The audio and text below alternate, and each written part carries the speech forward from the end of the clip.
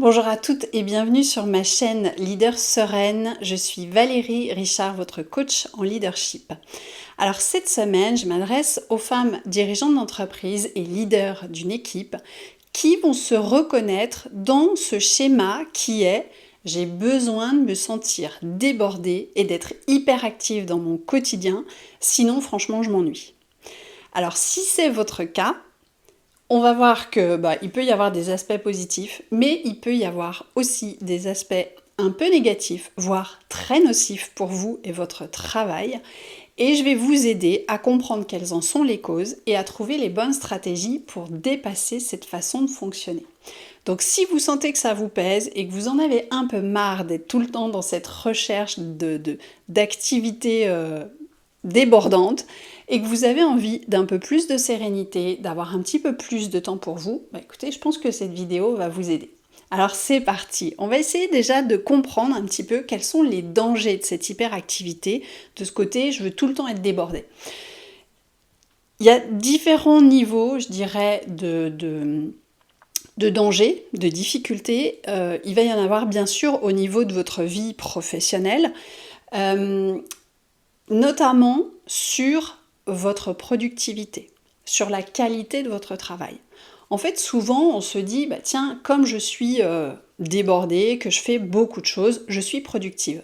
Sauf que pas forcément, parce qu'en fait, quand on fait beaucoup de choses, peut-être on s'éparpille, peut-être qu'on a aussi tendance à nuire à une partie de notre efficacité, parce que on fait plein de choses en même temps et on va pas jusqu'au bout de certaines choses, peut-être.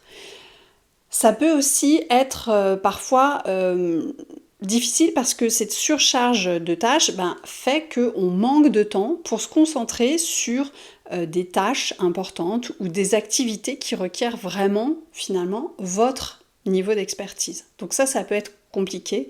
Et puis finalement, ça peut entraîner certains retards. Ça peut entraîner des erreurs aussi, et puis faire baisser la qualité de votre travail. Donc ça, c'est le premier danger, je dirais.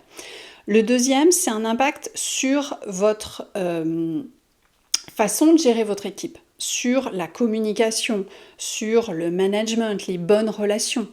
Parce que finalement, quand on est hyperactif comme ça tout le temps, déjà on est débordé, donc on a moins de temps pour écouter son équipe, donc on risque d'avoir une communication plus descendante, plutôt que de questionner son équipe sur tiens, quels sont tes feedbacks par rapport à telle tâche, ou quelles seraient tes idées à toi, qu'est-ce que tu me proposes comme solution.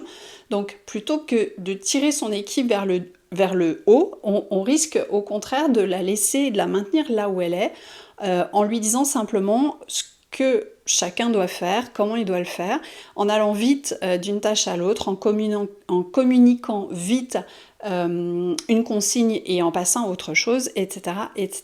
Donc le risque, c'est que votre équipe, à certains moments, elle sache plus trop ce qu'elle doit faire. C'est aussi qu'elle sente un certain stress, une certaine pression, c'est-à-dire que si votre équipe vous voit déborder tout le temps, ils vont peut-être se dire oula, mais nous aussi il faut qu'on soit au taquet et qu'on soit débordé tout le temps, donc ça va nuire aussi à l'efficacité peut-être de leur travail. Et puis le fait de ne pas se sentir suffisamment écouté parce que vous n'avez pas le temps, ça peut faire en sorte qu'ils se sentent moins considérés. Donc ça va jouer sur leur motivation et peut-être qu'à moyen ou à long terme, ça va les amener à repenser leur travail chez vous et peut-être qu'ils auront envie de partir, de quitter l'entreprise, et ça c'est dommage quand on a des talents. Donc ça peut être vraiment un élément qui peut être nuisible pour votre entreprise. Et puis après, il y a un autre aspect négatif de l'hyperactivité qui est plus global, qui n'est pas juste professionnel, c'est l'impact que ça va avoir sur votre santé physique et peut-être aussi sur votre mental, sur votre santé mentale même, on pourrait aller jusque-là, puisqu'effectivement on se rend bien compte que quand on est comme ça tout le temps dans ce tourbillon, cette recherche de tourbillon d'activité, notre santé physique et mentale peuvent en souffrir. Tout simplement parce que le stress chronique, qui est lié comme ça à cette hyperactivité, ça va nous conduire à de l'épuisement professionnel, à de l'anxiété, parfois ça peut aller jusqu'à de la dépression. Donc effectivement, on va se sentir moins bien, on va se sentir aussi physiquement fatigué, on n'aura pas la même énergie et donc au bout d'un moment, c'est sûr qu'on tire sur la corde et on sait que voilà, on n'est pas des robots, on n'est pas des machines. Donc si on ne prend pas soin de notre santé, de prendre du temps pour récupérer, à un moment donné, on finit par avoir le corps qui dit stop d'une manière ou d'une autre. Et ça, c'est malheureusement vraiment nocif pour vous dans votre travail, mais aussi pour vous en tant qu'individu. Donc ça, c'est vraiment important de vous reposer la question et de vous dire, ce serait quoi le bon équilibre pour moi ? Donc voilà, maintenant on a vu un petit peu plus quels étaient les risques, les conséquences, les dangers de cette hyperactivité. Ce que je vous propose, c'est qu'on essaye d'identifier quelles peuvent être les causes possibles. Donc là, je vais vous proposer des pistes de réflexion, mais bien sûr, c'est à vous de faire ce cheminement pour vous dire, tiens, il y a peut-être d'autres choses qui sont à l'origine de ça chez moi. Donc je vous livre quelques pistes qui sont beaucoup issues de mon expérience et aussi de ce que j'ai pu rencontrer dans les accompagnements des femmes chefs d'entreprise que j'accompagne et qui peuvent être dans ce schéma-là, j'allais dire. Donc la première chose, c'est parfois un manque de défi ou de stimulation intellectuelle. Donc quand on a comme ça besoin d'être stimulé intellectuellement et qu'on est tombé dans son quotidien dans une espèce de routine parce que voilà, on a son entreprise depuis un certain temps, peut-être ça roule avec son équipe, globalement on fait la même chose depuis un certain temps, on peut avoir l'impression de s'ennuyer. Et donc pour éviter cet ennui, on va rechercher encore une fois tout un tas d'activités pour se sentir débordé. Donc ça peut être une des causes possibles et ça va être intéressant de vous poser la question en vous disant, est-ce que je m'ennuie actuellement dans mon activité ? Qu'est-ce qui m'ennuie ? Est-ce que c'est le fait de faire toujours la même chose ? Est-ce que c'est cette routine ? Ou est-ce qu'effectivement j'ai besoin de challenge, j'ai besoin de nouveautés, j'ai besoin d'apprendre peut-être des nouvelles choses, parce que ça on sait que c'est un facteur de motivation, pour retrouver finalement l'envie et pas juste essayer comme ça de s'envoyer dans la figure tout un tas de nouvelles tâches à réaliser qui viennent finalement masquer, j'allais dire, la vraie raison pour laquelle on se sent dans l'ennui en fait. Donc ça c'est important de pouvoir l'identifier. Deuxième chose, ça peut être la peur de l'échec ou la peur de ne pas être à la hauteur. C'est-à-dire que quand effectivement on a ce besoin de prouver notre valeur, on va toujours essayer d'en faire plus pour avoir la validation des personnes autour de nous. Ça peut être votre équipe, ça peut être un associé, ça peut être des clients, peu importe. Et donc finalement, c'est là qu'on tombe dans ce piège de l'hyperactivité parce qu'on a peur d'être mal jugé sur la valeur de notre travail, on a peur de se planter et donc on se dit, voilà, si je veux arriver à faire en sorte que mon entreprise fonctionne bien, il faut que je sois tout le temps au taquet. Donc ça, c'est une façon de voir les choses. Ça peut être aussi une croyance, j'allais dire, le fait de se dire, pour être une bonne chef d'entreprise, il faut que je sois débordée. Parce que finalement, une chef d'entreprise qui n'est pas débordée, c'est pas normal. C'est quelqu'un qui ne travaille pas assez.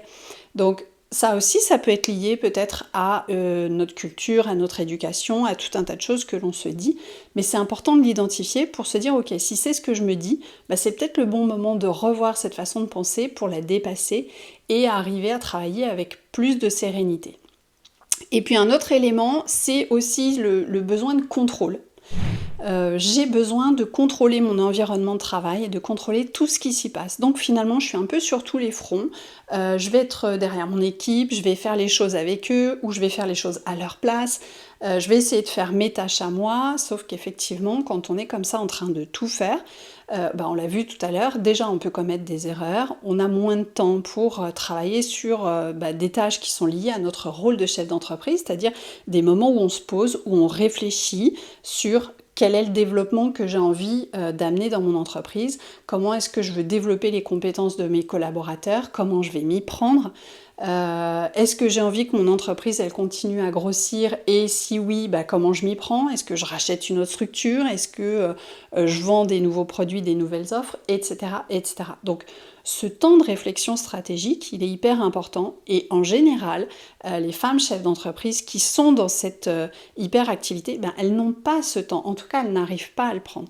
Donc ça c'est vraiment important.